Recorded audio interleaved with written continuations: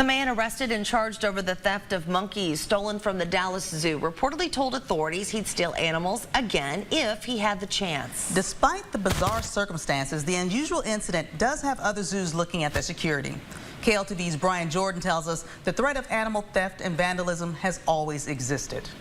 After the theft of 2 emperor tampering monkeys in Dallas and similar recent crimes, like a dozen monkeys from an enclosure in a Louisiana zoo that were stolen, East Texas zoos are on high alert, according to Caldwell Zoo president and CEO Steve Marshall. We consider things like this to be just malicious intent and an endangerment of the lives of these animals. Tyler's Caldwell Zoo experienced an animal theft 30 years ago when someone stole monkeys in that incident as well.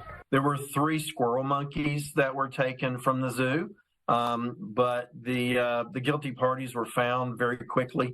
When this happens, Marshall says the well-being of the animals is always their top priority, as experience can be fatal for the animals. Any exotic animal takes a next level care of need, some exponentially higher than others. Special diets, some animals are on medication. Marshall and the Ellen Trout Zoo in Lufkin both say they are focused on being hyper-vigilant after these most recent thefts. And while the Caldwell Zoo already has security cameras in place, Ellen Trout Zoo says they'll be beefing up security and adding more cameras on their zoo grounds. We know that this alleged perpetrator in Dallas had already scoped out the areas and had been, looking and had actually been found behind the scenes before. Brian Jordan, KLTV 7 News.